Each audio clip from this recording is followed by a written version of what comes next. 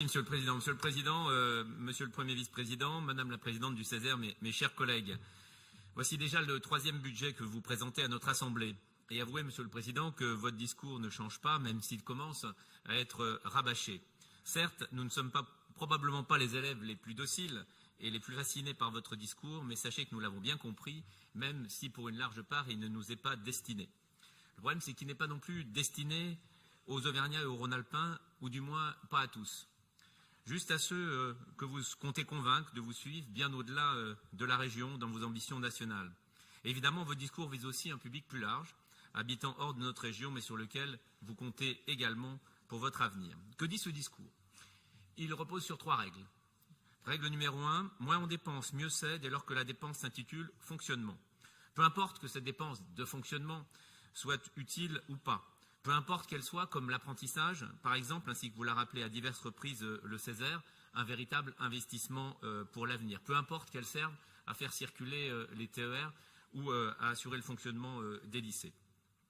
Vous pourfendez les frais de communication et d'administration générale qui sont extrêmement minoritaires dans notre collectivité, mais pourtant vous n'hésitez pas à user, comme la campagne actuelle en 4x3 dans toute la région le prouve, quand ça vous arrange. Peu importe si ces coupes suppriment des centaines d'emplois dans les associations et sur les territoires. Peu importe si elles mettent en péril les territoires ruraux, privés des moyens humains de monter les projets d'investissement que vous appelez de vos vœux. Peu importe si l'environnement, la culture ou la solidarité internationale sont démantelés. Peu importe si ces coupes portent d'abord sur les plus modestes. Les chômeurs privés de 64 millions d'euros de formation pour retrouver un emploi. Les bénéficiaires du RSA privés des tarifs illégaux solidaires. Dans votre discours, cela revient à lutter contre l'assistanat ou contre ce que vous appelez maintenant le gaspillage administratif. Règle numéro 2, toute dépense d'investissement est bénéfique par nature, peu importe si elle ne déclenche aucun euro d'investissement supplémentaire, comme les millions versés aux départements pour leur programme routier.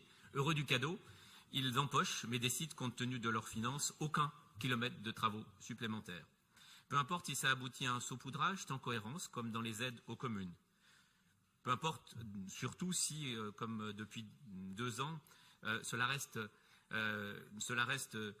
à réaliser, puisque le compte administratif l'a prouvé, la réalisation n'a été en réalité, l'augmentation n'a été en réalité possible que par les fonds européens et la présentation des modalités d'achat des rames de TER. Règle numéro 3, si on faisait en France ce que je fais en Auvergne-Rhône-Alpes, le problème des déficits publics serait réglé en 5 ans. Voilà en réalité le seul vrai message. Faire de la région le marchepied de votre vision pour la France, servi à un électorat de droite dure, le seul en réalité à qui vous parlez au travers de vos choix budgétaires. Pas d'alliance avec le Front National qui vous décerne pour autant un satisfecit gêné, mais combien de signaux en direction de cet électorat. L'important est qu'on se dise qu'en Auvergne-Rhône-Alpes et ailleurs, lui c'est un homme de droite qui assume et qui ne se cache pas. Certes, et cela vous amène d'ailleurs à des contradictions, puisque si vous étiez au pouvoir et vous le dites, vous imposeriez à l'État beaucoup plus de baisses de dépenses de fonctionnement, mais vous vous plaignez de celles que vous jugez excessives que l'État vous impose, il est vrai, de manière peu élégante, en revenant sur des engagements pris. Et c'est pour cela, Monsieur le Président, que nous sommes radicalement et fermement opposés à votre conception de ce que doit être la région. Nous allons le démontrer dans ce débat budgétaire. Oui, nous sommes dans l'opposition, mais nous ferons des propositions. Oui, nous sommes des opposants proposants pour dessiner une autre région, ouverte, active, solidaire, efficace.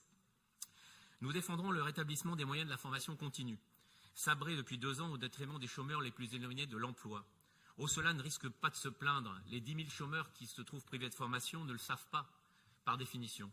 Ils votent peu. Aucun d'entre eux ne saura pourquoi on lui refuse une formation qui pourrait le sortir de l'ornière. Alors nous serons leur porte-parole de ceux qui ne sont rien selon quelqu'un. Nous vous proposons de rétablir la tarification illico-solidaire dont vous avez privé les bénéficiaires du RSA, tout en la maintenant au bénéfice des personnes handicapées, dans une forme de concurrence des plus pernicieuses entre ceux qui, à équivalence, ont besoin d'être aidés pour leur déplacement. Pour leur permettre de rechercher activement un emploi, ils ont besoin de se déplacer car ils ont rarement une voiture, et leur demander 2,5 fois plus que par le passé, par exemple 3 € auparavant et maintenant 30 € pour faire Lyon-Clermont pour chercher un emploi, c'est injuste et mesquin. Nous vous proposerons de bouger enfin sur le front de l'économie, soi-disant votre priorité, mais qui attend depuis 2 ans des orientations nouvelles et qui commence à trouver le temps long, sur les pôles de compétitivité, sur les contrats de filière. On fait vivre les dispositifs anciens, nous attendons toujours les dispositifs nouveaux et le nouveau souffle. Nous vous proposerons le rétablissement des crédits pour le fonds Transméa qui accompagne les salariés dans la reprise de leurs entreprises à hauteur d'1 million d'euros. Nous vous proposerons, face au coût porté par le gouvernement à la capacité d'investissement des bailleurs sociaux, à budget constant, d'accepter que la région accepte de refinancer dans le cadre des opérations de rénovation urbaine les réhabilitations et les reconstructions de logements sociaux. Aujourd'hui, cela n'est plus possible, compte tenu de la ponction sur les loyers qui est la conséquence de la baisse de l'APL décidée par le gouvernement, mais pourtant ces investissements sont utiles et nécessaires. Nous proposerons de reprendre le soutien à la réhabilitation thermique des logements sociaux et des logements privés, pour les logements loués, pour les propriétaires occupants. Certes, ça se voit moins que la rénovation des clochers, mais c'est autrement plus efficace pour le porte-monnaie des ménages et la lutte contre le réchauffement climatique. Oui, la région peut mettre 10 millions d'euros par an de plus sur cette politique. Nous vous proposons de soutenir vraiment, au-delà des discours, les agriculteurs dans leur transition vers une agriculture sans pesticides.